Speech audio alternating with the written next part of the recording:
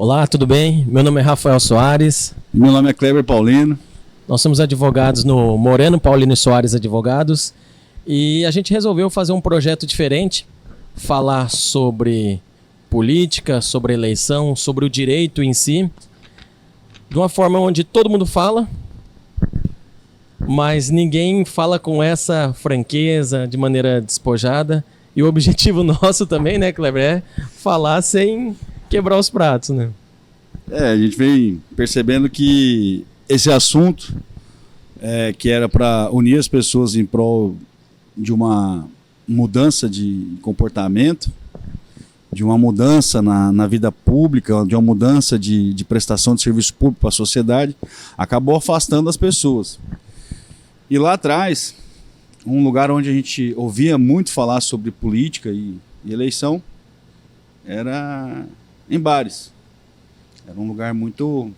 Então eu e o Rafa decidimos vir aqui no pub, no Draft, agradecer o pessoal do Draft pela abertura do espaço, para poder falar um pouco de eleição com vocês e sem perder a amizade. Tentar demonstrar que tudo tem dois lados e que pode defender os lados e no final tá tudo bem. A democracia é feita disso, é feita de discussões, de debates, que via de regra no final desse debate surge algo novo para a sociedade, algo bom para a sociedade. Então esse nosso objetivo de falar sobre política, sobre eleição, sobre o direito em si, dois advogados, mas que agora a gente não está na condição de advogado, mas sim de dois amigos que estão aqui se reunindo no bar. Por isso a gente nomeou esse projeto de pub eleitoral. Agradecer ao Draft por nos abrir a porta e nos receber tão bem. O caso que a gente vai tratar hoje no nosso pub eleitoral é sobre o último capítulo aí, polêmico, ou talvez controvertido, ou midiático, uma decisão do Tribunal Superior Eleitoral que cassou o registro de candidatura do agora ex-deputado Deltan Dallagnol. Então a gente vai abordar mais ou menos isso, né, Kleber? Isso aí. A gente vai tentar trazer de uma forma leve aquilo que está sendo ventilado pelos veículos de comunicação e o que está no processo também, para tentar desmistificar um pouco daquilo que a gente entende como ideal, como máxima da justiça eleitoral, aquilo que está na lei, aquilo que é opinião. Hoje vocês vão escutar muito mais opinião do que uma análise técnica. Nossa análise técnica vai ficar um pouco preterida, porque tem as opiniões pessoais também. E a gente vai tentar falar isso no decorrer do nosso bate-papo aqui, para ver se a gente traz mais temas como esse, para ver se vocês gostam dessa discussão. E vai depender mais de vocês do que de nós aqui. A formatação desse bate-papo aqui. Então bora lá. Sobre o caso do Deltan Dallagnol, o Tribunal Superior Eleitoral ele indeferiu o registro de candidatura sob o ponto de vista da Lei da Ficha Limpa, mais precisamente no artigo 1º, inciso 1, a linha Q da Lei Complementar 64 de 90, e eu vou pedir a licença para fazer a leitura desse dispositivo aqui. O artigo 1º, inciso 1, a linha Q, diz o seguinte: ficam inelegíveis por 8 anos os magistrados e membros do Ministério Público que forem aposentados compulsoriamente por decisão sancionatória, que tenham perdido o cargo por sentença ou que tenham pedido exoneração ou aposentadoria voluntária na pendência de processo administrativo disciplinar, daí pelo prazo de 8 anos. Então o artigo 1º, inciso 1, a linha Q, ele traz 3 hipóteses, né? Quando eles forem aposentados compulsoriamente, ou que tenham perdido o cargo por sentença, ou que tenham pedido exoneração. Nesse caso, ele foi enquadrado no pedido de exoneração, e a grande controvérsia fática que mora aqui, que enseja essas conversas de boteco, inclusive essa nossa, é que no caso do Deltan não havia processo administrativo em aberto. E a justificativa dele é que o TSE colocou uma inelegibilidade imaginária porque tinham 15 procedimentos administrativos diversos e não processo administrativo disciplinar. É isso, né, Kleber? É, isso aí. O que chama a atenção, e agora, voltando a falar diretamente com vocês, isso aqui é um bate-papo. Isso que não representa a técnica pura e simples do direito. O que chama a atenção para o Kleber, o primeiro ponto o que está errado não é o julgamento em si. Se existe algo que necessita de uma alteração, de uma reforma, no meu ponto de vista é a lei de ficha limpa. Ela foi feita num cenário, ela foi construída num cenário, e quando você traz isso da realidade dos fatos, como ela acontece, e traz para o julgamento, aquilo tende a sofrer inúmeras variações de interpretação, inúmeras variações de julgamento, porque foi algo que foi construído, no meu ponto de vista, de maneira rápida e para atingir um objetivo, e atingiu de certa forma o objetivo, mas precisa, como todas as coisas na vida, precisam de ser melhoradas. E esse é um ponto. Eu entendo nesse inciso que o que ele estava querendo evitar é que aquele funcionário público ligado ao Poder Judiciário, que foi exonerado, que foi aposentado compulsoriamente porque cometeu algum tipo de crime, esse era o objetivo. Esse era o objetivo desse inciso. Não deixar esse tipo de pessoa ser candidato. Barrar lá no pedido do registro. Só que termina com o processo administrativo. E aí existem inúmeras interpretações de processo administrativo. Se eu for pegar a parte positivista, se eu sou um juiz extremamente positivista, eu vou na literalidade do que é um processo administrativo. Não, processo administrativo é uma coisa, sindicância é outra, e demais atos antes da abertura de um PAD são outras coisas que não processo administrativo. Só que se eu for uma pessoa um pouco não tão positivista, eu tendo a imaginar que uma sindicância já é sim um processo administrativo, porque ela vai me dar respaldo para o processo administrativo, porque se tivesse tudo bem, não teria sindicância.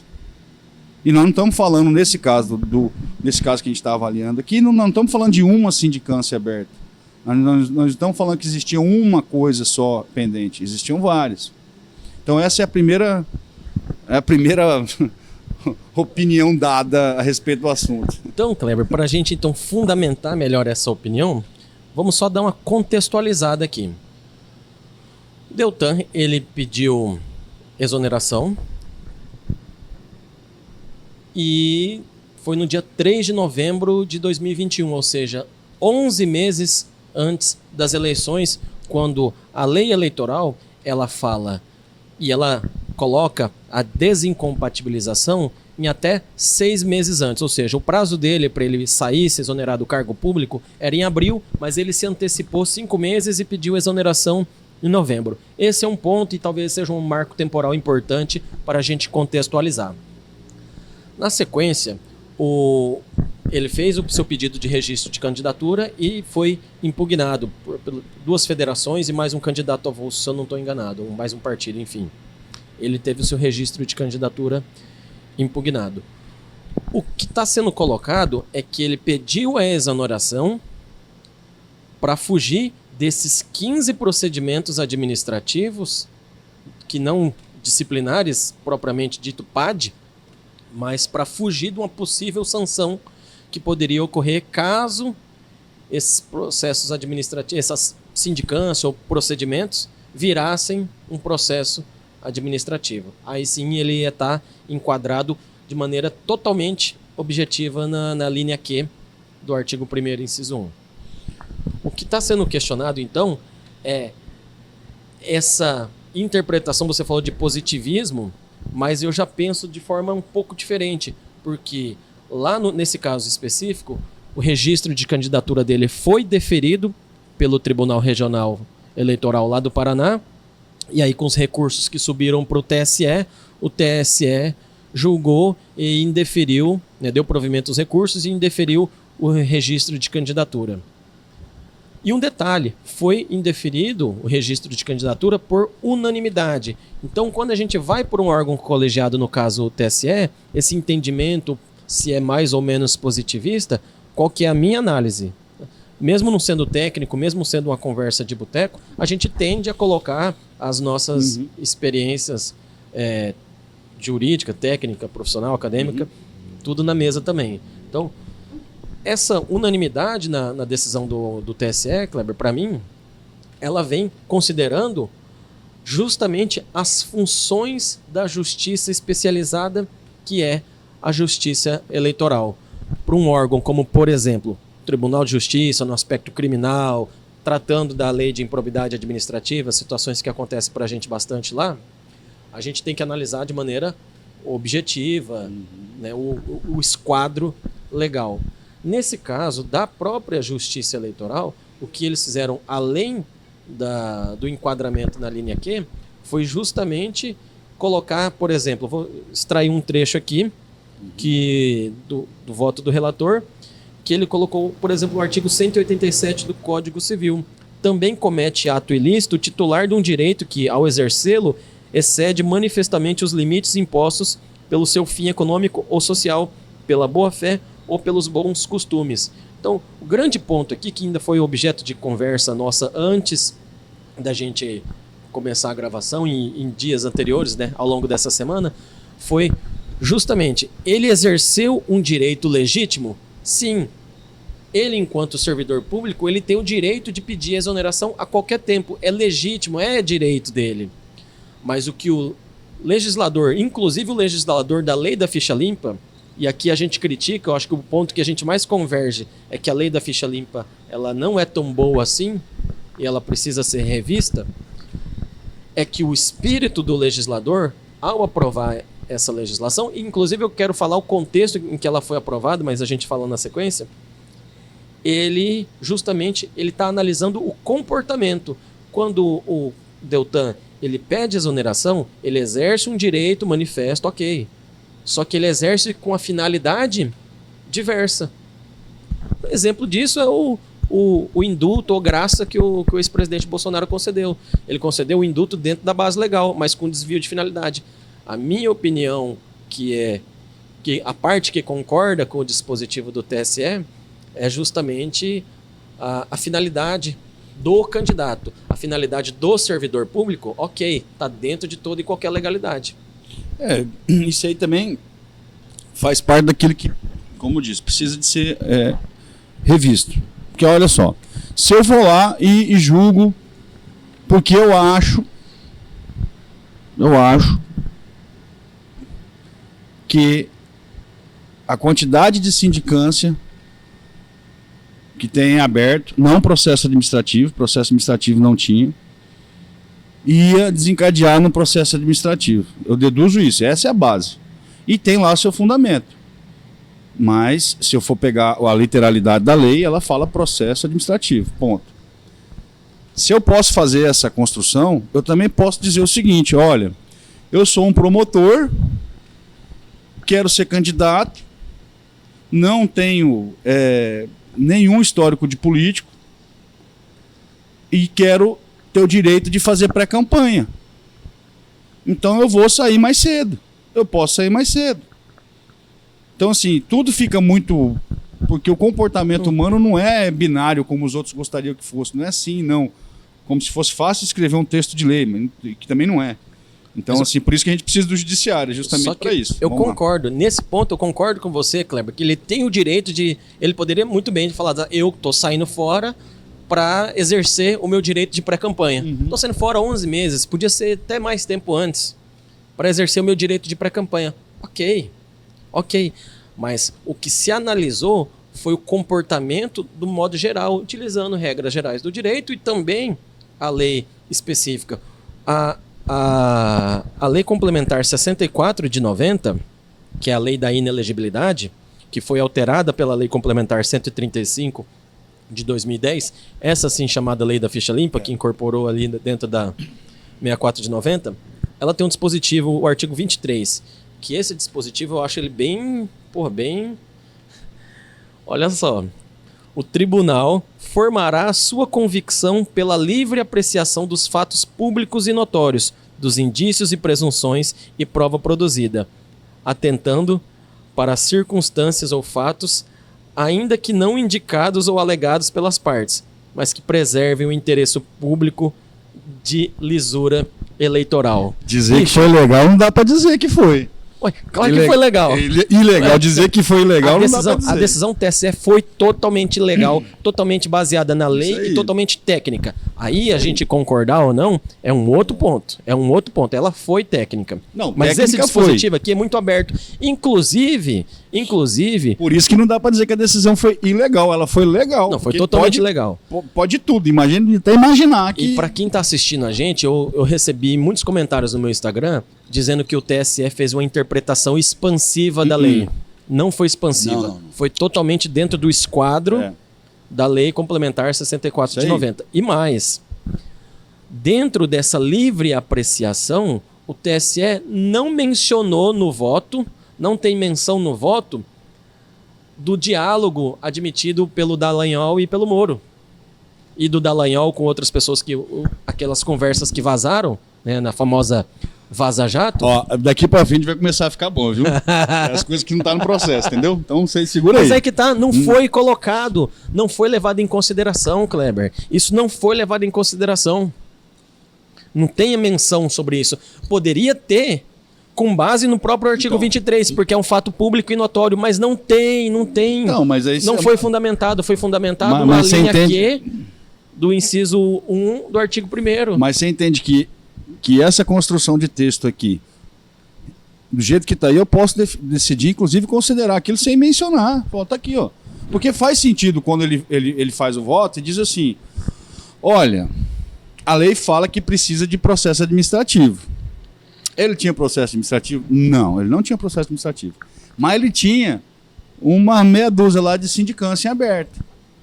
Isso sim, com esse texto aqui, na posição de julgador, eu construo, olha, não tem processo administrativo, só que se eu considerar que ele já teve 2 processos administrativos, que ele sofreu à época as sanções mais leves, que foi advertência, enfim, teve muito processo administrativo que foi arquivado, só que tinha um bocado de sindicância sendo feita que ia, na cabeça do juízo, desembocar no processo administrativo. E que se transformasse num processo administrativo, como ele já tinha gasto. Na cabeça dele também, porque ele admitiu que ia virar. Falou assim, bicho, eu tô aqui, ó, querendo de ser demitido. Agora, comportamento, cara. Então, aí você tem essa premissa, pelo menos nesse ponto aqui a gente concorda. Que o que está errado em si não é o julgamento, é a redação da lei. E precisa de melhorar. Isso é um ponto que a gente precisa de conversar e trazer as pessoas. Por isso que a ideia disso aqui é fazer com que as pessoas se animem com a política, falem mais sobre política, bem ou mal. Reconheço que essa polaridade atual fez muito mal para as pessoas, pelo menos da forma que foi construída e tudo que foi feito. Só que assim, eu nunca tinha visto tanta pessoa falar sobre política. Muita coisa ficou clara para muita gente. As pessoas achavam que política era uma coisa que você podia viver sem ela. E a gente tem que deixar claro que você não vive sem política. Você precisa de fazer política, você é um ser político, você precisa de estar atento às coisas da sociedade. Você precisa de conversar ou discutir, mas não discutir com essa tonalidade de se você não concorda comigo, você não serve. Tem um amigo meu que fala que da igualdade não nasce nada. E realmente não nasce. Se eu ficar num mundo onde todo mundo pensa como eu, o que vai brotar? Não vai brotar nada. Eu tenho que conviver com pessoas diferentes para que surja a diferença, surja soluções. O que a gente está discutindo aqui, esse tema específico, é um tema muito sensível porque engloba um monte de outras coisas. Que a gente não pode falar, por exemplo, como o Rafael falou, não está lá no processo, mas tem essa gravação aqui dizendo. Não está no voto. Não está no voto. Não está no voto, mas está nos autos. Está nos autos, mas não está no voto. Tem print das gravações dele falando. Até porque foi público e notório. O caso da Vaza Jato foi público e notório. Tá na internet, tá todo mundo sabendo. Então, que ele saiu porque ele achou que ter medo de responder um PAD por determinado comportamento dele. Que ele já até sabia, pelo que está Mas como eu te falei, Kleber, para outros ramos do Poder Judiciário, como por exemplo no processo penal, não tem esse condão de se imiscuir nesse aspecto fático que não está nos autos. Mas no processo eleitoral, à Justiça Eleitoral compete sim analisar esse aspecto comportamental como elemento decisório, para fundamentar o elemento decisório. Foi o caso. Então, pelo seu comportamento, ficou demonstrado que ele se afastou, ele exerceu um direito de forma regular, mas com objetivo irregular. Se, por exemplo, ele pede exoneração, mas ele não é candidato, acabou. Não se fala mais que ele pediu exoneração com esse objetivo. Tudo certo.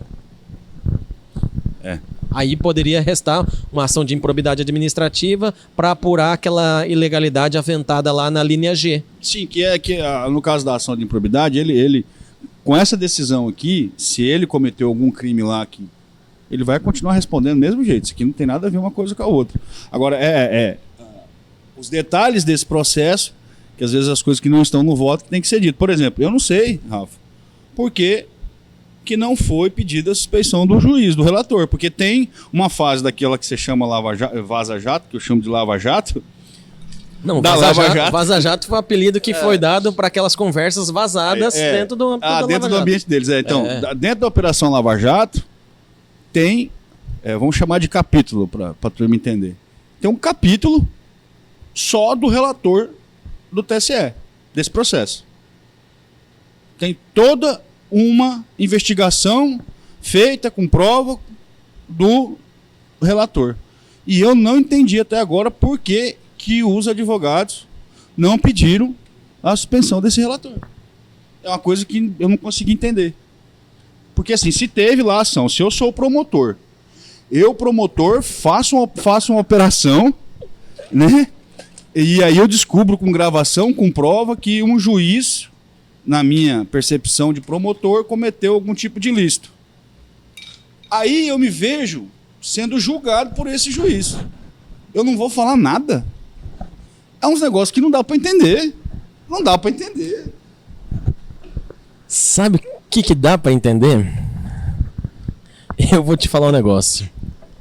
Responde para mim essa pergunta, Kleber, enquanto você serve o seu gelo aqui. Responde essa pergunta. O promotor do Ministério Público Federal, com todo o seu ânimos fudende de Ministério Público. Eles são pagos para isso, viu, gente? Ministério Público, o promotor Deltan impugnaria ou não impugnaria o candidato Deltan? Assim como a doutora, excelentíssima doutora juíza Selma, ele impugnaria e deixaria os 8 anos da lei. Ele mesmo. Se eu for levar para essa percepção, ele mesmo tiraria ele. Só que assim, é porque na cabeça de cada um existe um juízo.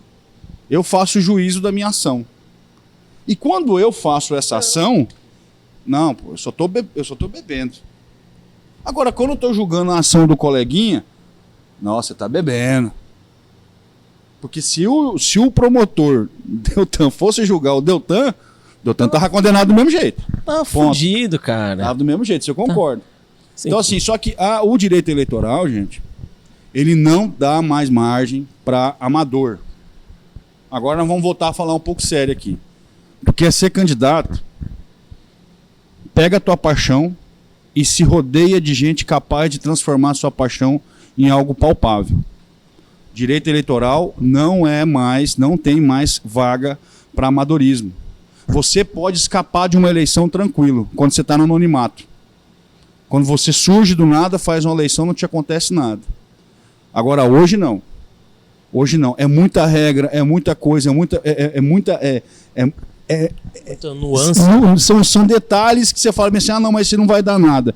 Eu garanto para você, Rafael, que os advogados do Deltan que fizeram o registro de candidatura dele falou, pode ficar tranquilo, nós cumprimos o que está na lei lá para você ter o registro, não vai ter problema não. Você não tem PAD, você tem até uma certidão dizendo que você não tem PAD, que eu preciso de apresentar. Eu te garanto que o advogado dele falou isso, não estou dizendo que ele pensou não, o advogado pensou. Aí chegou lá no TCE, então, é uma certidão, mas a gente vai dar uma relativizada nessa. O que eu tenho medo é disso, é dessas coisas, porque daqui a pouco eu tenho uma certidão falando, não é só direito eleitoral, tá, gente? Eu tô ampliando o debate para ficar legal aqui. Eu tenho uma certidão dizendo que eu tenho uma casa própria minha, e o cara fala, então, essa certidão não vale, porque eu entendi que não vale. Então, para que eu tenho uma certidão? Essas coisas que geram um desconforto. Mas o desconforto, a democracia é um lugar maravilhoso por causa disso. É por conta do desconforto mesmo que ela causa. Ela não vai causar uma coisa... ficar no marasmo, não. É desconfortável mesmo. Kleber, você tocou num ponto importante. O direito eleitoral mudou, o direito eleitoral não comporta mais o amadorismo, e para você, candidato, dirigente de partido, pretenso candidato ou pré-candidato, é importante ter uma assessoria, uma consultoria jurídica prévia, robusta, que dá esse respaldo jurídico, porque mesmo nesses casos é possível, né, chegar a esses desdobramentos. Mas aí que está, nesse ponto, já que a gente está especulando, eu discordo. Eu penso que tanto quanto o advogado da campanha, o candidato, ele sabe, porque ele é um estudioso da lei. Inclusive, esse caso só ganhou essa notoriedade por conta de quem ele era. Só ganhou essa repercussão toda por conta de quem ele era. Então, ele sabia dos riscos, o partido dele sabia dos riscos, o corpo jurídico dele sabia dos riscos. E eu acho isso louvável, porque tem que enfrentar a batalha jurídica, porque é assim... Até o muda, né? Assim que muda. O direito ele não é para covardes. Não só a advocacia não é profissão de covardes, mas o próprio direito, e principalmente o direito eleitoral, não é para covardes. Então, esse ponto dele aceitar esse risco, ele é louvável. O que não é louvável é esse ponto de vitimista que ele se colocou, dizendo que foi criado inelegibilidade. Que, aí nós já podemos falar que ele virou um bom político, né? Aí não. Ele tá transformando um limão na limonada. Só que disso que você falou mas também... Mas às vezes ele tá falando isso pra ficar bem com os 340 mil que votaram nele. Porra, é gente pra caramba. Só que na minha opinião ele sabia, foi o risco todo calculado. Isso é massa, é risco calculado. Mas na hora que deu ruim, assume a bronca. É viver, chegar num ponto de eu não poder discordar, nem para um lado nem para o outro, de eu poder ter só um candidato, sempre, de não poder aceitar a mudança. Isso que você falou, e para o pessoal que está assistindo, é assim, ó, o que foi na mídia foi só o resultado do TSE. Só que antes de chegar lá, no TRE do Paraná, a candidatura de Deltan estava ok, tá? Eles falaram, ó, você pode ser candidato, tá tudo certo, tá beleza. Só que aí, num grau de recurso, aquilo que estava certo ficou absolutamente errado. Porque é assim que eu tenho que entender. Eu, na minha posição técnica, infelizmente eu tenho que entender isso. Aquilo que estava certo ficou absolutamente errado, porque a corte votou pela maioria absoluta. Então, aquilo que meia dúzia de juiz decidiu que estava certo, estava, na verdade, absolutamente errado. Então, essas coisas que é difícil você explicar para o cidadão brasileiro, para a pessoa comum. Ela olha e, dependendo daquilo que ela consome de informação, vira esse turbilhão.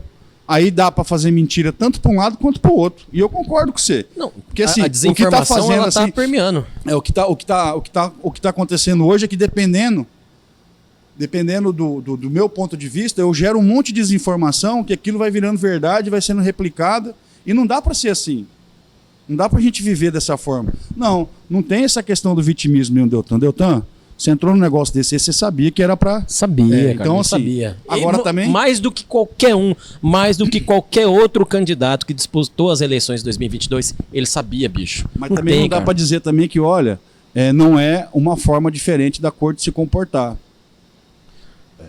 não é porque o TSE julgou dentro da sua jurisprudência nos últimos anos em todos os casos dessa natureza. E, inclusive, nesse sentido, justamente pela segurança jurídica de um precedente jurisprudencial, dá para até a gente cogitar, antecipar alguns resultados de outros processos. Não, e assim, isso aí tem que falar. Essa informação que o Rafael trouxe é correta mesmo e não tem muito o que se questionar, é um padrão. Por mais que não tenha ganhado tanta notoriedade como o outro. Não, quando caça prefeito, registro de candidatura de prefeito, de vereador, ninguém fala nada. Eu só queria Falou agora porque era o Deltan. Eu só queria... Nesses pontos controvertidos, eu acho que a gente, né, tem muito subsídio técnico para dizer, olha, era assim, né? Estava visível o que ia acontecer. O que não era visível, e aí você tem que também fazer um juízo de valor aí, Rafa. O que não era visível é estender o conceito de sindicância. Estender, assim, até transformar a sindicância num PAD. Eu não estou falando de quantidade, não. Eu estou falando do conceito, natureza jurídica sindicância e natureza jurídica de PAD. Porque esse aí foi, né, pelo menos para mim, a única novidade que tem aí é isso. Mas, para mim, né? Pelo que eu li da decisão, Kleber... Um amigo meu, para mim... Pelo que eu li da decisão... ela não fala numa ampliação extensiva do conceito de sindicância, não nessa natureza. Fala, sim, do comportamento do candidato, do comportamento do agente. Sim. Se ele não fosse candidato, não ia atrair a competência da Justiça Eleitoral para julgar esse fato específico. Ele quedou-se candidato, trouxe a competência da Justiça Eleitoral. E aí a gente não está falando de interpretação expansiva. Inclusive... eu faço parte da Academia Brasileira de Eleitoral e Político e tem colegas lá, inclusive os advogados que defenderam a impugnação do registro de candidatura. Abraço para a academia, tô aguardando até agora alguém defender uma outra versão, porque até agora o que está saindo lá é só a versão tem bastante. A favor, porque é fácil. Tem bastante. É fácil fazer tem bastante. Com a corte para ficar bonito com os homens. Eu sei que é fácil. Não. É fácil. Tem bastante. Eu quero um pontinho de discordância, assim, só essa questão da sindicância. Como que a sindicância vira um PAD? Eu preciso de um livro. Aí eu até sei o que ele vai falar. Falou, pega o livro do Deltan, que ele mesmo usava isso como referência. Que tinha que ser ampliado mesmo, Ele usava a inferência como um método de demonstrar o comportamento do agente. Exatamente. Aí tem alguns que estão falando que ele está provando o próprio veneno dele, que a construção doutrinária ele chancelou. Tem gente, infelizmente, falando isso. Mas vamos lá, seguindo nossos políticos. Tá bom, então. Falando nessa questão aí o Rafa falou do advogado, e eu tenho que chamar a atenção para uma outra coisa, porque também eu já agradeci o draft, vou agradecer de novo. Olha o uísque entrando. Desse jeito. E aí o Rafa falou de ter o jurídico, uma assessoria jurídica competente. Isso é um ponto legal. Só que, além disso, você precisa, entre outras, a questão do marketing, a questão isso é por óbvio que você precisa, mas chama atenção aos que pretendem ser candidatos. Tenham um contador capacitado para te auxiliar. O contador virou um profissional importantíssimo nas campanhas, inclusive a partir da entrada de dinheiro público na campanha. E diante disso que a gente está falando do Deltan, que vai desembocar nessa conversa. Porque o Rafael abriu, inclusive, caixas de perguntas. Eu tenho certeza que vai estar essa pergunta lá, eu já adianto. Assim como a nossa a excelentíssima juíza Selma, quando candidata teve problema com prestação de contas, entendo que toda essa estrutura, todo esse movimento vai estar pronto agora para chamar o Moro para prestar conta. E o do Moro é diferente do Deltan. Do Moro é questão de contas. Passado uma nova etapa, eu abri uma caixinha de perguntas no meu Instagram comentando sobre esse nosso projeto e eu recebi algumas perguntas, inclusive quero agradecer a galera que fez os questionamentos, e a maioria dos questionamentos que foram repetidos era: o mesmo pode acontecer com o Moro? E outro que perguntou: Sérgio Moro é o próximo?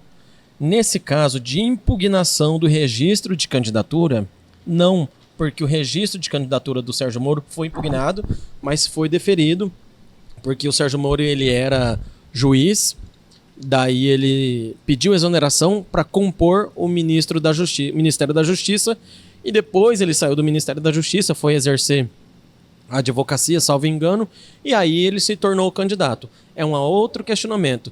Tem representações contra o Sérgio Moro, mas com outra natureza. Eu não tenho certeza se é gasto irregular de campanha, se é alguma outra forma de abuso. Isso eu não tenho conhecimento, nem fui procurar.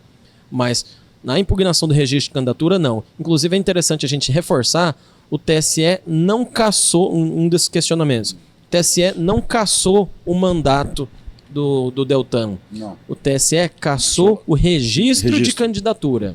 Isso aí. Tá? Acontece que por uma força do artigo 16 da Lei das Eleições, ele consegue concorrer, fazer campanha, inclusive para não suprimir seus direitos políticos, ele consegue fazer campanha enquanto ele discute a validade do seu registro de candidatura. Aí, nesse passo seguinte, ele recebeu os votos ficaram lá congelados, e aí com a cassação do seu registro de candidatura, os seus votos foram tornados sem efeito, né? Então, esse é um outro ponto. Tá? Muito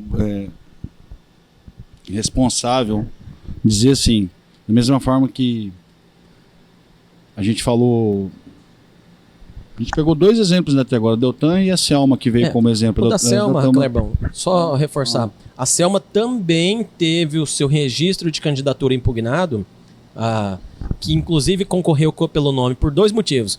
O nome que ela colocou, o nome de urna, era Juíza Selma. Aí a impossibilidade de utilizar isso aí, se eu não me engano, está no artigo 11 da Lei 9504, não tenho certeza. Ou está na resolução, aliás. Está na resolução. E é uma causa de... uma condição de elegibilidade implícita, está na resolução. E também por conta de que ela sofreu processo administrativo disciplinar. Mas o da Selma foi processado, foi julgado, improcedente e arquivado. Depois ela pediu. Ela forçou, ela acelerou a aposentadoria dela. Bicho, a eleição estava vindo. Ela tinha que se aposentar ou pedir exoneração, aí ia sofrer um decréscimo para fins de aposentadoria, enfim, não sei. Mas se ela ela exerceu o seu direito. A Selma, ex-senadora Selma Arruda, teve seu mandato cassado já por outra representação, por outro ilícito eleitoral, que é o gasto de campanha, lá do artigo 30A da Lei 9504. O outro rolê. Tá? Isso, inclusive, abuso de campanha, conduta vedada, propaganda irregular, são todos temas que a gente pode falar no nosso projeto do Pub Eleitoral. Isso se o draft deixar depois da bagunça que a gente está fazendo hoje aqui. Não, então, o pessoal da Abradep, um abraço. Um abraço, Vânia. Esperando só aquela plaquetinha para colocar aqui, ó. Abradep apoia esse tipo de confusão. Porque eu acho que instituições como a Abradep ajudam muito no estudo e no aperfeiçoamento. E agora vem a crítica do que o Rafael está falando aqui. E aqui, gente, eu tenho que dar... Não deveria ser um espaço para o senso comum. Mas eu tenho que também abrir um pouquinho o espaço para o senso comum para falar algumas coisas. O que me chama a atenção é a questão da estrutura da Justiça Eleitoral. Eu acho sensacional a estrutura da Justiça Eleitoral. O que eu não acho, e olha que ela vem lutando, criando mecanismos para se tornar mais ágil. Só que essas questões igual... É porque essa do Deltan que nós estamos falando aqui é um problema sério, porque envolve um monte de coisa, envolve a polaridade, envolve... Mas assim, não é bom para uma nação alguém sair candidato em um determinado momento ter o seu registro deferido, ele pede voto, as pessoas votam nele, aí depois que ele está no mandato, ele tem que ser retirado porque ele não poderia ter registrado a candidatura dele. Então aqui é o senso comum falando, dizendo que a gente precisa de pensar em alguma coisa para alterar isso também. A gente não pode ficar... eu não estou dizendo que não tem que tirar, se está errado tem que tirar. Tem lei para isso. Não é o que eu quero, é o que a lei determina. Só que a gente podia aprimorar as mentes brilhantes desse assunto, focando em uma solução para esse tipo de problema. Porque isso frustra a pessoa que vota. Já está difícil a pessoa chegar lá, você vai fazer a votação. Poxa, todo mundo fica falando, política. Aí a pessoa vota. Aí de repente fala, no que eu votei não serviu, ó. Mas tem dois pontos disso daí, Kleber. O primeiro ponto é que o Deltan sabia que ele estava sujeito a esse tipo de situação. Para mim, ele tem que ser homem e assumir o BO de que ele era candidato com a possibilidade de ter os seus votos e ter o seu registro de candidatura cassado. Isso aí ele tem que assumir essa parte junto aos eleitores dele. Outro ponto, que acho que é o que a gente está mais de acordo, é justamente a lei da ficha limpa. E nesse ponto aqui eu gostaria de só trazer um regresso e colocar um contexto histórico. A lei da ficha limpa, a lei complementar 135 de 2010, ela surgiu naquele contexto pós-máfia das ambulâncias, onde muita gente renunciou ao seu cargo, muitos deputados, parlamentares renunciaram ao cargo para não ficarem inelegíveis e poderem concorrer nas eleições subsequentes, como, por exemplo, foi a eleição de 2010. Nisso, o apelo popular, foi projeto de lei de iniciativa popular. Eu olhei essa semana a tramitação da Lei Complementar 135 de 2010, eu olhei a sua tramitação. Ela era um projeto que foi resgatado lá de 1993 e depois, em 2009, meio que foi 2007, mas aí para 2009 foi reativado. E de março ou maio, mais ou menos, de 2009, tiveram várias emendas. Então, a maioria desses incisos que foram incluídos aqui na lei da ficha limpa foi ali a toque de caixa, com pouquíssima ou quase nada de discussão parlamentar, discussão popular que esquece. Foi muito casuísmo colocado, inserido, igualzinho fizeram com o PL 2630, que trata lá o PL das fake news. Ele tinha uma outra roupagem como fizeram com a lei de abuso de autoridade, que nasce com uma coisa, mas só que assim, vai para outro caminho. Monte de penduricalho, só que no caso da lei da ficha limpa, a pressão popular, porque foi um projeto de iniciativa popular que ganhou corpo, ganhou força, e muita gente de olho, os parlamentares, para querer sair bem na foto, eles começaram a entupir um monte de penduricalho de inciso e aprovaram a toque de caixa. E depois... O texto original virou só farelo. Lógico, cara. Aí depois veio um monte de questionamento. O STF disse sobre a sua constitucionalidade, disse que ele é constitucional. Mas todo jurista que estuda o aspecto constitucional, e principalmente a gente que está envolvido no contexto eleitoral, vê que essa lei complementar 64 de 90, aliás, a 135 de 2010, a lei da ficha limpa, ela tem vários aspectos que tornam ela inconstitucional na prática. Formalmente, materialmente, ela pode ser constitucional. Mas na hora que você vai aplicar ela, gera esse tipo de situação. Não pode falar que o TSE decidiu de uma forma ilegal. Não. Aplicou você não a lei. Pode dizer não. O problema é que é uma lei que ela não é boa. É ruim pra catiça. Ela é uma lei que ela não é boa.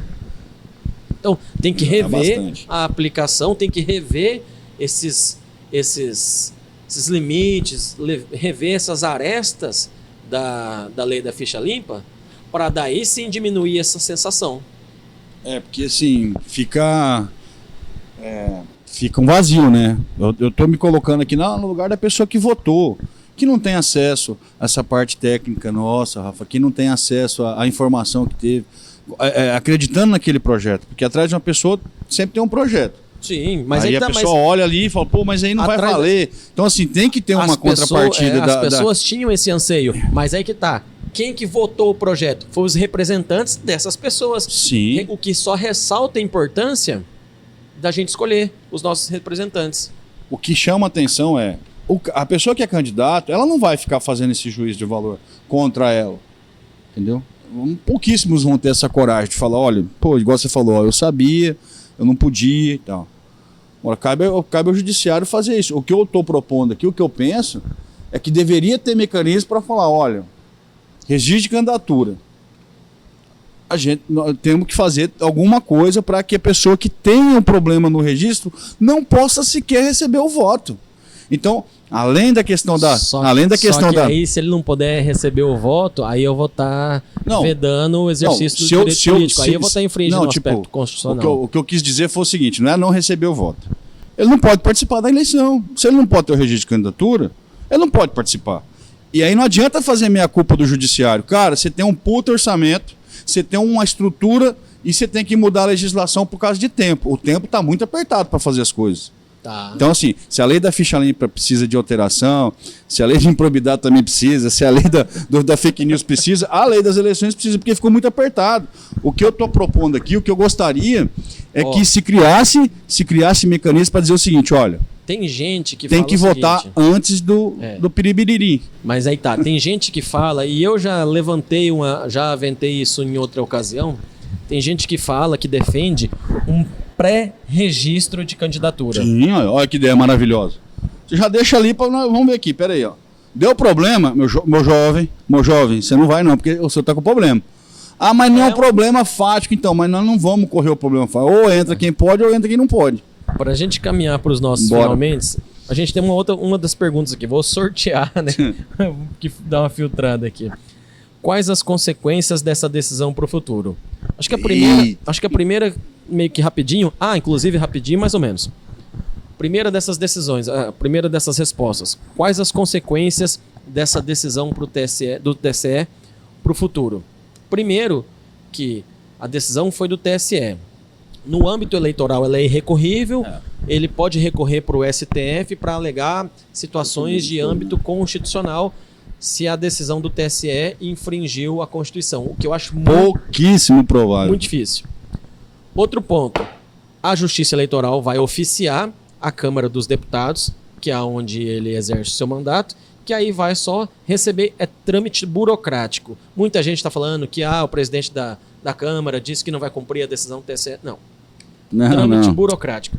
Vai cumprir e ele Inclusive o presidente fez até um pedido de parecer lá para os jurídicos. Mas é meramente burocrático, só para fazer cumprir. Uma outra pergunta que me fizeram dentro desse questionamento do futuro, eleições de 2024. Deltan Dallagnol está inelegível, ele vai poder concorrer, porque eu já vi falando aqui que ele está cotado para a Prefeitura de Curitiba, enfim. No meu entendimento, ele está inelegível. Por 8 anos. Por 8 anos. Só 8. O enquadramento da linha Q, ou da lei da ficha limpa no todo, ela diz que opera a inelegibilidade pelo prazo de 8 anos. Embora... Isso porque... mas não estava na decisão explicitamente. Não estava porque o objeto daquela ação era a impugnação do registro de candidatura e não um caso como, por exemplo, o abuso de poder. Não a declaração explícita, expressa de inelegibilidade, mas sim de impugnação de registro de candidatura. O objeto da ação era impugnar a candidatura. Essa inelegibilidade é um reflexo, é um efeito reflexo, não um efeito primário. Certo? Outro ponto, Kleber, que talvez a gente pudesse falar, mas não sei se vai dar para falar hoje, né, por causa do tempo, é sobre as formas de abuso de poder econômico, abuso de poder político, inclusive abuso dos meios de comunicação. E aí, Rafa, é isso que eu estou te falando. Quando eu falo que esse tipo de decisão me causa certo desconforto, é por causa disso mesmo, cara. Eu sei que tem muitos que vão defender o relator, que ele estava certo e tal, mas para mim não, a visão sempre vai ficar turva. Eu tento achar fundamento para acreditar nisso, e eu vejo que não tem, e causa desconforto, porque entre mentes trabalhamos com isso. Hoje mesmo eu não tenho a certeza absoluta de virar para um vereador ou um deputado estadual que está em campanha falar, olha, até uns momentinhos atrás ali eu falava, não, que você pode pegar tudo que você fez durante o mandato e explanar. Você tem que falar isso. Você tem que trazer para a sociedade aquilo que você fez. É o momento de fazer isso. Você pode fazer isso. Hoje, eu já não sei se isso é uma coisa muito inteligente de se fazer. Porque em decisão recente, tivemos o problema dessa monta. Então, o que eu queria era só um pouco mais que não vai acontecer, porque muda muito, né? Mas um pouco mais de estabilidade nas decisões para a gente poder até orientar as pessoas, porque fica difícil. Como que eu vou falar para um vereador, para um deputado, por exemplo, que ele não pode falar o que ele fez. Como um vereador vai chegar, vai pedir voto para reeleição se ele não pode falar o que ele fez? Olha como fica complexo isso aí. Não, poder ele pode fazer, né? O que falta é esse entendimento ser unificado, porque a própria lei das eleições, a 9504, lá no artigo 36, ela diz que isso pode. Não configura como propaganda eleitoral antecipada. O que resta a gente a delimitar se vai configurar um abuso de poder político ou não. Um abuso do poder econômico ou não. Não, mas qualquer... Aí que tá. Voltando na capacidade de poder julgar de acordo com aquilo que eu, né? Todo candidato que tem mandato, dependendo da forma que eu olho, em relação ao candidato que não tem mandato, ele tá fazendo um abuso de poder político.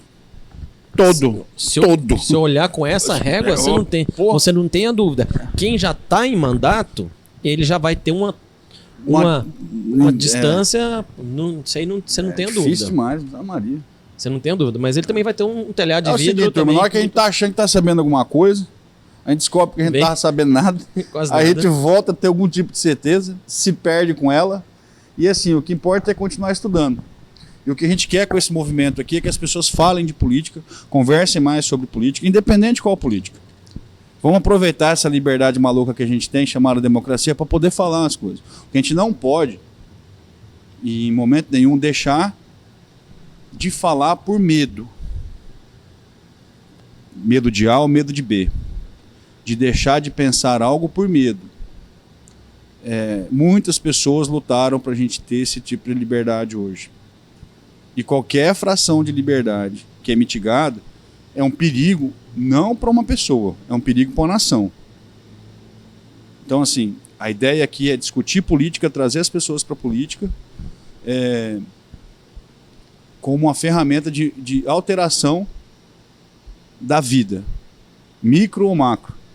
Um vereador é capaz de alterar um município, um deputado é capaz de alterar um estado.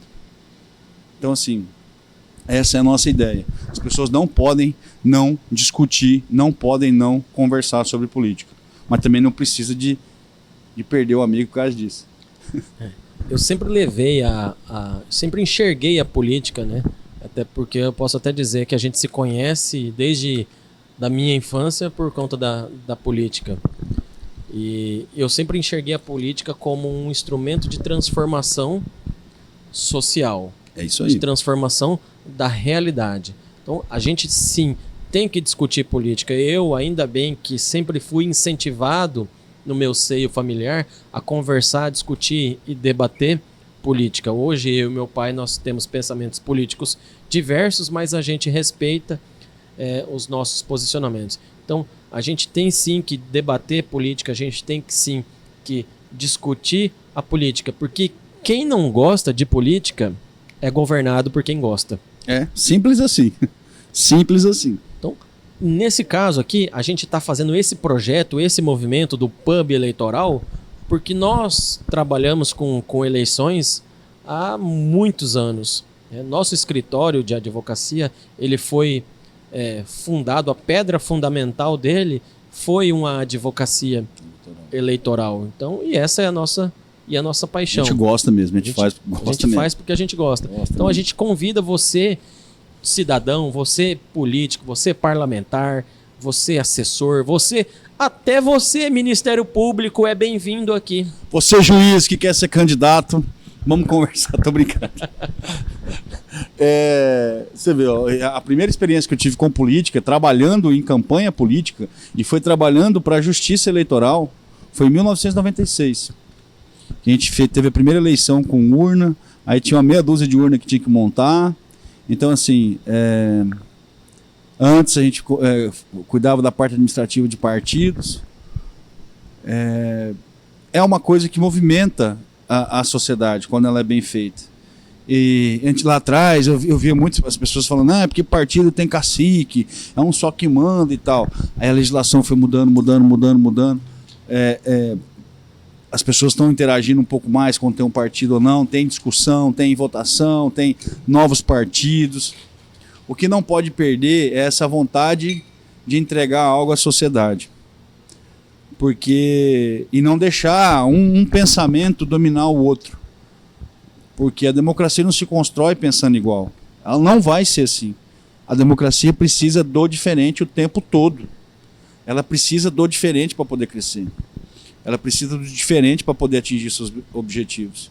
E a gente tem que lembrar que hoje nós estamos aqui gravando um programa que, pessoalmente, é uma diversão, porque eu estou com meu sócio, meu amigo, e eu sei que tem pessoas na ponta que estão necessitadas de um posicionamento político para que uma demanda da região onde ela mora seja resolvida. E eu não estou falando do trivial, estou falando de coisa básica do básico do básico. Que para mim a realidade, não tem problema nenhum. Eu não vivo aquela realidade. Mas vai viver com aquela pessoa que necessita da mão de Estado. Então tudo tem dois lados. O ser humano não é binário, não é nem sim nem não, mas todo comportamento tem dois lados. E a gente trouxe essa ideia para isso, para a gente poder comungar desses dois lados e tentar tirar um proveito, pelo menos para nós pessoalmente, que já foi atingido. E se a gente puder, de alguma forma, envolver pessoas nesse procedimento, nesse processo de discussão, de conversa, nós vamos estar felizes também. Porque só para a gente frisar, né, Kleber, que esse é um projeto interno, é um projeto interno do nosso escritório, só talvez para contextualizar, para que não reste margem, a gente resolveu fazer esse movimento, esse projeto aqui, fruto das nossas conversas. Para quem não conhece a gente, para quem não foi no nosso escritório, o ambiente é um pouco parecido com esse aqui, e o nível da nossa conversa é técnico, é jurídico, é dos nossos pessoal, casos, familiar, mas envolve também análise, né, social, enfim.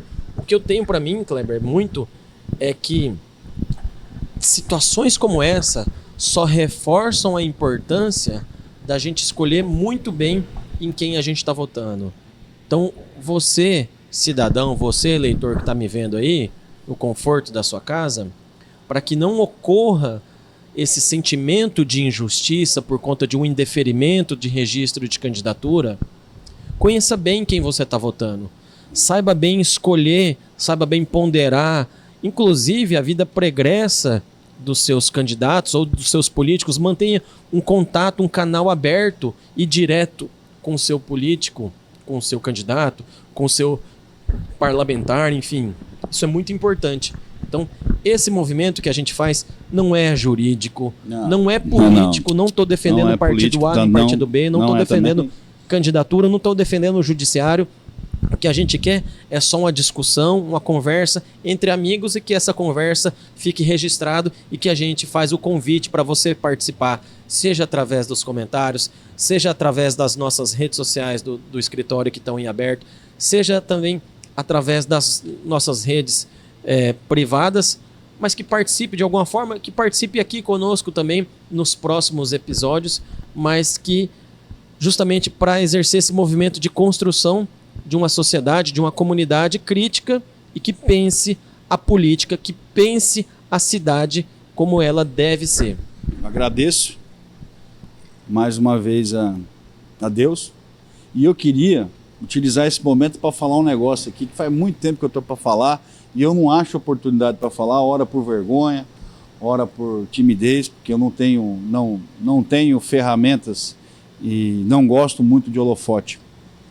Sou meio averso a isso, mas assim, mas tem uma frase que eu tenho que falar, que eu quero terminar minha fala aqui com isso, porque tem muito significado para mim, que era assim que meu pai terminava os programas.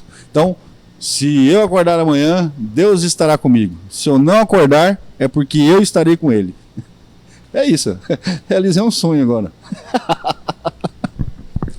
Seu pai era uma pessoa fantástica, né? Eu falo para todo mundo que, como que você conheceu o Kleber? O Kleber é amigo do meu pai, cara.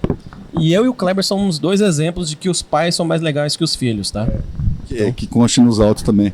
Excelência. Meu pai é muito mais legal que eu. Meu pai também era muito mais legal. É muito mais legal que o pai dele. Fala pra você, o que era pra ser feito foi feito. O objetivo do whisky surtiu o efeito, o objetivo. Obrigado, turma. Obrigado aí vocês que nos deram todo o apoio. Obrigado, Draft. É isso aí. Até a próxima? Será que vai ter a próxima? Mas com certeza. Tiro, porrada e bomba. Vai vir um Moro. Vai ter do Moro. Meu Deus do céu, quando chegar do Moro, eu não quero nem estar aqui, tá de férias. Tchau, gente. Valeu. Posso fazer aquele negócio de soltar assim, ó?